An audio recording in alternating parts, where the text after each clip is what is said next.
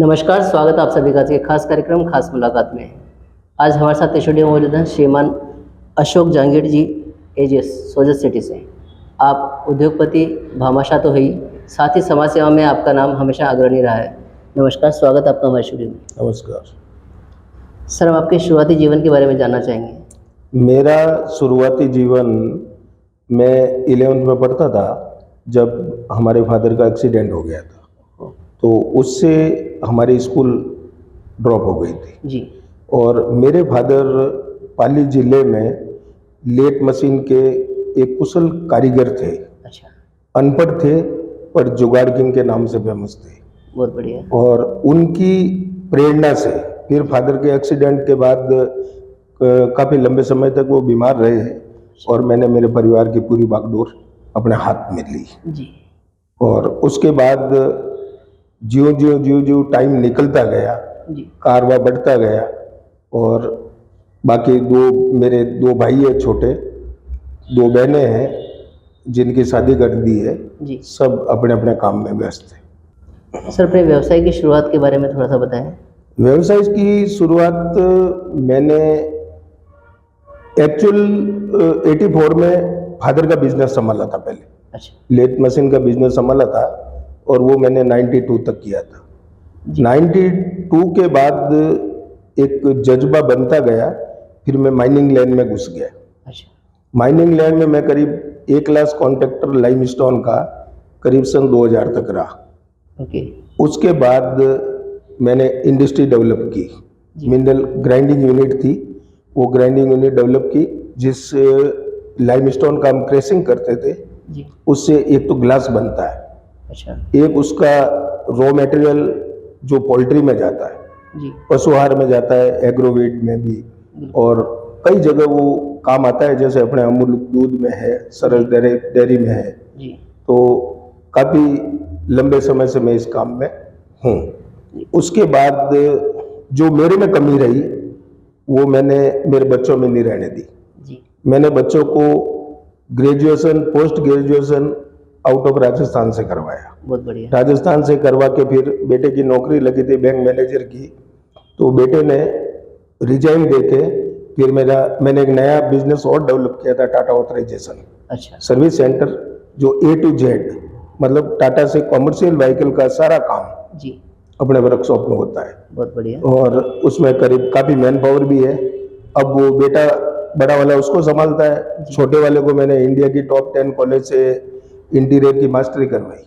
बहुत बढ़िया। वो मास्टरी करवाने के बाद बेटा उसका इंटीरियर में अपना नाम अलग से चला रहा है। बहुत बढ़िया। और बेटिया की भी अच्छी ग्रेजुएशन दी और उसकी भी शादी कर दी। बहुत बढ़िया। सर, अपने व्यवसाय के बारे में आपने जैसे बताया कि कई तरह की व्यवसाय अभी आपने किए हैं, उसका ओवरऑल एक्सपीरियंस क्या रहा, अपनी उपलब्धियां क्या रही, उसके बारे में थोड़ा सा दर्शकों को बताएं। एक्सपेरिमेंट्स ऐसा होता है, आदमी को हवा के साथ चलना चाहिए। जी। आदमी अगर अपना पुश्तैनी काम लेके बैठा रहेगा तो हर धंधे का एक टाइम पीरियड आता है। टाइम पीरियड में क्या होता है कि जैसे मेरे फादर जो लेथ मशीन का काम करते थे, हालांकि ये बिजनेस कभी बंद होने वाला नहीं है, पर आजकल ऐसे व्हीकल डेवलप हो गए जो पुराने जमाने को छोड़ के आज कई हजार गुना आगे निकल गए। टेक्नोलॉजी। तो वो उसके साथ साथ अब अपग्रेड होना जरूरी है। उसका जो अपने अलग से ग्रोथ नहीं करेंगे तो आज एक ही परिवार में अगर एक ही बिजनेस लेके बैठे रहेंगे तो जिस दिन भी परिवार तो अलग होना ही है जी। तो अलग होना है तो उसी बिजनेस के 3 टुकड़े होंगे। अच्छा। 4 टुकड़े होंगे, आप जितने ब्रदर है उतने टुकड़े होंगे।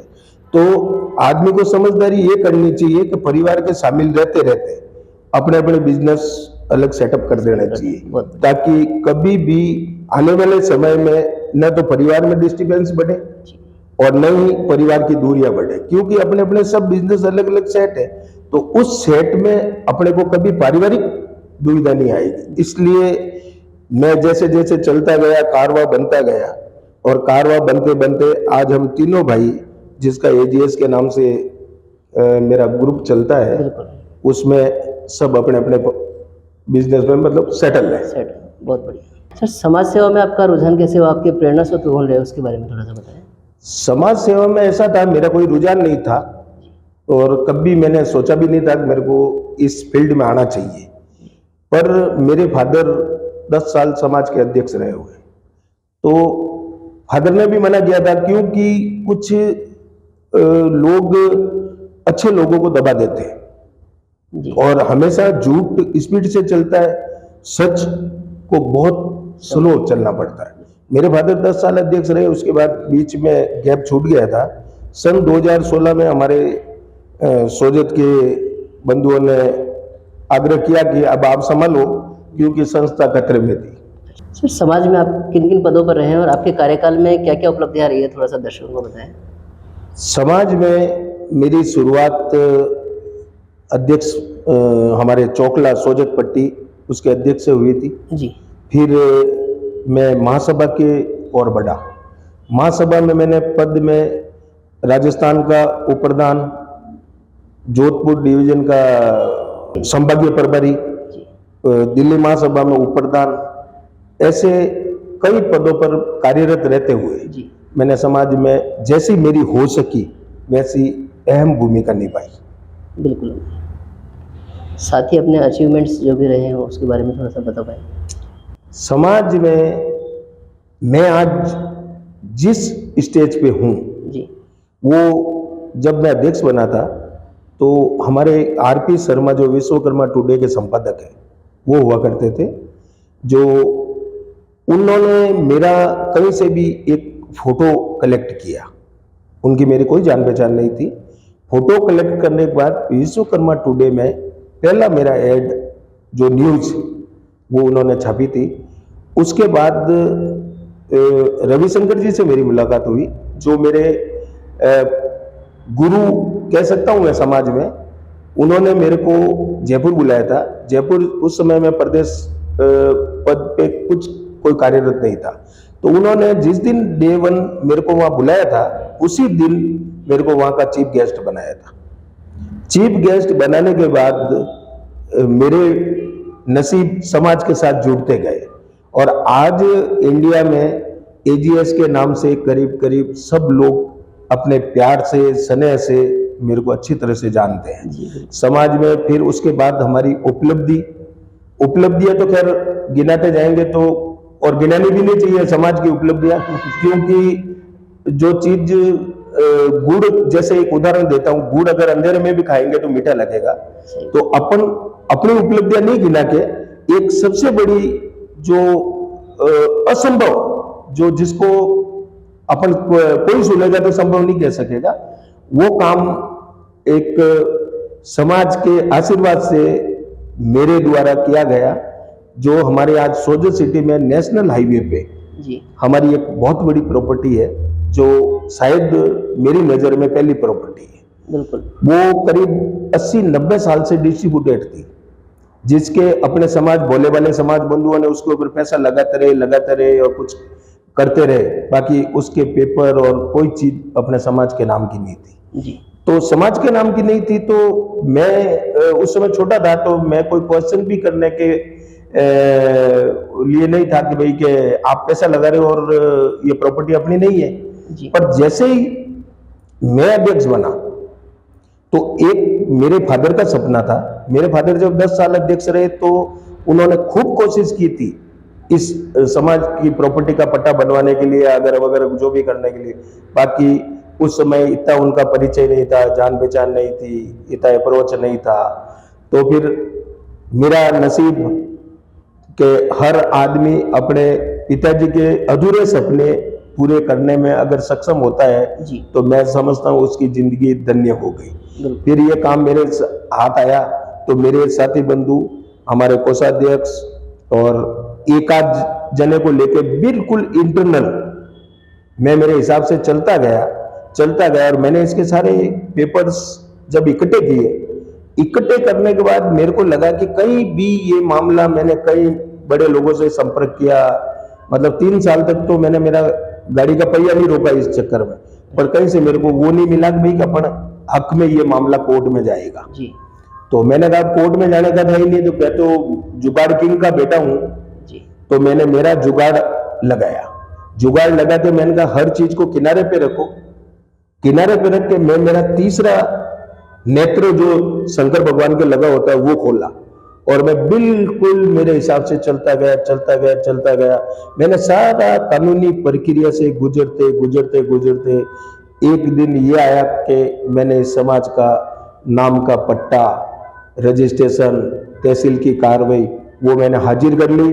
उस दिन मेरे जिंदगी का सबसे अहम दिन था और मैं कम से कम जंगल में जहां मैंने गाड़ी रोकी, जब पट्टा मेरे हाथ में आया, इसका रजिस्ट्रेशन मेरे पास, 1 घंटे में रोया हूं कि आज अपन कुछ नहीं दे सकते, अपनी मेहनत से आज समाज को इतना बड़ा उपहार, जो फादर का सपना बेटे ने पूरा किया, इससे ज्यादा खुशी मेरे लिए कोई नहीं हो सकती। बाकी का तो अब कई काम हुए नहीं हुए। आज हमारा जिला बेस्ट जिला राजस्थान में उसका अवार्ड भी लिया, महाकुंभ में भी हमने खूब काम किया और आगे भी करता रहूंगा। समाज में आधी रात को कोई जांगीड़ बंधु आ जाए तो पहले तो मेरे कोषाध्यक्ष उसको अटेंड करते हैं जी, जिनका नाम लक्ष्मी नारायण जी अटवासी है, वो भी मेरे भाईबंद है। वो रात को 12 बजे भी आएगा तो उस बंदे के फोन नंबर लिखे हुए हैं, वो 12 बजे भी उठ के आएगा, फिर मेरे को कॉल करेगा जी, और हम कॉल करते ही उसकी जैसी हमारी सेवा बनती है जी, वो हम करते हैं। बहुत बढ़िया सर। समाज बंधुओं के नाम आप क्या संदेश देना चाहेंगे? नरेश जी, समाज बंधुओं के नाम संदेश, ये बड़ी विडंबना है। विडंबना ऐसे है, आज आपके फादर के साथ मैं रहा हूं, आपकी उम्र बहुत छोटी है। हर आदमी कहता है कि समाज में राजनीतिक फलाना ढिमका अगर वगैरह ये बातें करने से कुछ नहीं होता है। कोई आदमी किसी को सुधार नहीं सकता जब तक उसकी खुद की प्रेरणा जागृत नहीं होगी समाज के प्रति। जब तक अपन कितने ही डिंडोरे पीट लो, समाज को ये करो, समाज को ये करो, तो समाज को रोक किया किसने? अच्छा, कुछ लोग अपने स्वार्थ के लिए उनके पद के पीछे लगना चाहिए कि मैं ऊपरदान। उसको पूछो आपने ऊपरदान का कभी रोल निभाया क्या?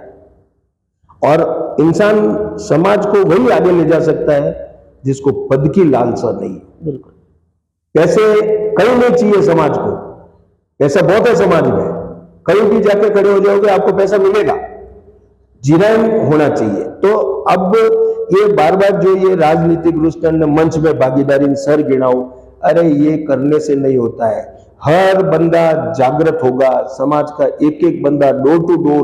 जैसे मैं आपको एक धन्यवाद देना चाहता हूं नरेश जी कि आपका जो ये स्टूडियो, ये कैमरा, ये जो आप चला रहे हो डोर टू डोर, इससे खुशी मेरे को कोई ज्यादा नहीं हो सकती। आदमी पैसे देके छूट जाता है, कथनी और करनी में बहुत ज्यादा फर्क है। आज कई बड़े अपने समाज में हुए हैं, अपन बोलते हैं 118 साल 17 साल पुरानी संस्था है, महासभा है, अपनी माँ है। अरे आज अपन उसकी स्थिति देखते तो क्या है, अपने को समझ में आता है। आज अपन ये चाहते हैं, आज जैसे कैलाश जी बंदेला ने मुंडका में प्लॉट लिया, रविशंकर जी ने पास का प्लॉट लिया, आज वहां एक बिल्डिंग बन गई। अब उसमें आप नुक्स निकाल रहे हो कि फलाना कर दिया, ढिमका कर दिया, आई नो, ये कोई चीजें नहीं होती है। आज चीज की वर्थ ये होती है कि जैसे मैंने मेरी समाज का सोजत में पट्टा बनाया, आज अपन उसके ऑनर है। आज जयपुर दिल्ली में अपनी बहुत ज्यादा संस्था है, तो आप उनको ध्यान रखो। एक आदमी में 99 बुराएं है, मैं मानता हूं, एक तो अच्छा ही होगी। अरे आप यार उस 99 बुराई को क्यों गिनते हो? आप उसको एक अच्छा ही तो देखो ना, उसमें कुछ न कुछ तो अच्छा ही होगी ना। तो इसलिए अपने को ये ढिंडोरा पीटने की जरूरत नहीं, अपन खुद जागृत होंगे, पर आदमी जागृत होगा। हर महीने अपन कई गैदर टूगेदर कोई मीटिंग करें, छोटे छोटे आयोजन करें, उससे जुड़ते रहें। उसमें किसी की बुराई नहीं, अपने को मालूम है ये बुरा है, वो अच्छा है, वो भला है, वो अपन बुरे हैं, कोई नहीं।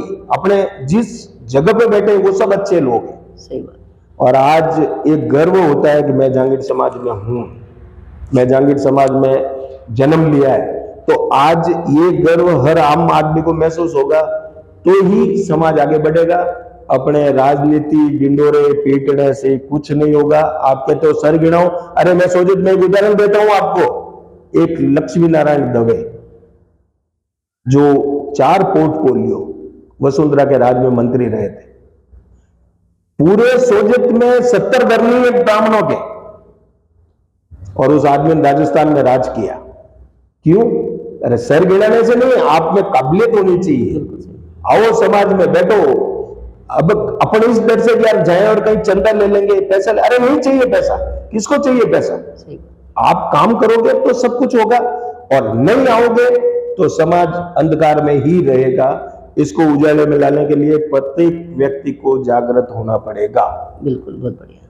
सर, आज के युवाओं के नाम आप क्या संदेश देना चाहेंगे? युवाओं के नाम नरेश जी, आज की पीढ़ी बहुत एडवांस है। अगर समझदारी से इनको काम में लिया जाए जी, जैसे मैं आपको देखता हूं, आप अपनी छोटी सी गाड़ी लेके कभी बेंगलोर जा रहे हो, कभी कहां जा रहे हो, ये जुनून है। और आज की युवा पीढ़ी कंप्यूटर युग में बहुत एडवांस है। मेरे भी 2 बेटे हैं। जब मेरा बेटा MBA फाइनेंस का स्टूडेंट टॉप करके आया बेंगलोर से, तो उसने जिद की थी कि यार पापा मैं नौकरी नहीं करूंगा। तो मेरे सामने तो उसका बस चला नहीं, तो मेरी वाइफ को उसने जैसे तैसे सेट कर लिया। बैंक की नौकरी से रिजाइन लेने के बाद उसने कहा मैं टाटा संभालूंगा। फॉर एग्जाम्पल, मैं मेरे बिजनेस की तारीफ नहीं कर रहा हूं या मेरे बेटे की तारीफ नहीं कर रहा हूं, आपको एक एग्जाम्पल दे रहा हूं। मेरे बेटे को जब मैंने कहा, क्वेश्चन मेरा पहले यही था, बेटा तू आज तक न तो मेरे धंधे में तूने कहीं हाथ बटाया। मैंने नेट मशीन का धंधा किया, पापा का बिजनेस किया, मैंने माइनिंग का बिजनेस किया, मेरी इंडस्ट्री है जिसमें मैं मिनरल ग्राइंडिंग का काम करता हूं, और तेरे लिए बिल्कुल नया मैटर है, तो तू इसको कैसे संभालेगा? तेरे को किसी पार्ट्स का ध्यान नहीं, नॉलेज नहीं, जनरल नॉलेज नहीं। तो क्या यार पापा, आदमी कभी माँ की पेट में से सीख के नहीं आता है। मैंने कहा गुड, तो क्या आप मेरे को ऐसे करो, मात्र 15 दिन दे दो। आपने लाखों रुपए लगाए, 5 लाख का लॉस और से। मैंने कहा, मेरे दिमाग में क्लिक कर गया। मैंने कहा ये 5 लाख का लॉस नहीं देगा, ये 10 लाख मेरे को कमा के देगा। क्यों? उसमें जुनून है। आज मेरे बेटे की मैं तारीफ नहीं करूंगा, क्योंकि बाप को कभी बेटे की तारीफ नहीं करनी चाहिए, क्योंकि वो उसका आखिरी दिन होता है। पर अपन एक संदेश दे रहे हैं कि आज अगर मेरा बेटा MBA फाइनेंस का उसको नॉलेज है, बैंक का नॉलेज है, वो आज टाटा में हमारी रोड पे फर्स्ट सेकंड उसने कई अवार्ड जीती है टाटा से, और टाटा कंपनी हर बार उसको फॉरेन का ट्रिप देती है। तो मैं आपको ये कहना चाहता हूं कि आज के युवा इतने एडवांस है कि माँ बाप को उनको खुला छोड़ना चाहिए। खुला छोड़ोगे उतना ग्रिप करेगा। अरे नुकसान से ज्यादा जोर नहीं है। अब क्या है, मैंने मेरे बाप का धंधा पकड़ के रखता था, आज मैं आप न तो मैं आपके बीच में होता, ना आप मेरे बीच में होते। ठीक है, उसको जिंदा रखने के लिए मैंने किया 5-6 साल। अब कोई जरूरी थोड़ी है कि मेरे फादर करेंगे वो मैं करूंगा, और मैं कर रहा हूं जो क्या पता मेरे बेटे करेंगे। तो इसलिए बच्चों को, युवाओं को खुला छोड़ो, समाज में भागीदारी बढ़ाओ, और उनके व्यूज समझो कि बेटा क्या चाहता है, क्या चाहते हैं। अगर आपके पास पैसे नहीं है तो आजकल हजारों सुविधाएं, काम की कमी नहीं है, काम कराने वालों की कमी नहीं है, पर उसको आप फ्री हैंड जब तक नहीं छोड़ोगे, आप अपनी छाया में रखोगे, तो वो नेचुरली वो बच्चा दबा हुआ ही रहेगा। इसलिए अपने को, बेटों को भी, बच्चियों को भी खूब आपकी जितनी हैसियत है उतना पढ़ाओ। पढ़ाने के बाद उनको, व्यापार अपार है, नौकरी का मतलब नौकरी, कोई यूज नहीं है। हाँ, नौकरी में आप अपने शरीर से आराम से रह सकते हो, बाकी बिजनेस में व्यापार तो अपार है। अपने पूर्वज भी कह के गए, तो आप जितने जितने हो सके उतने बच्चों को व्यापार में डालो, और एक दूसरे से उनका भी एक ऐसा कोई काम करो ताकि उससे मजा आए, और बच्चे को फ्री हैंड कर देना चाहिए ताकि वो अपने खुद, जैसे अपन ने नाम कमाया वैसे बेटे भी नाम कमाएंगे। बिल्कुल सही बात। ये मेरा युवाओं के लिए संदेश है। बहुत बढ़िया। बंधुओं, आज हमने समाज हित में काफ़ी अहम बातें जानी, जिनके लिए आपका बहुत बहुत धन्यवाद। मिलते हैं अगले सप्ताह किसी नई हस्ती के साथ। तब तक आप देखते रहें विश्वकर्मा टुडे न्यूज़।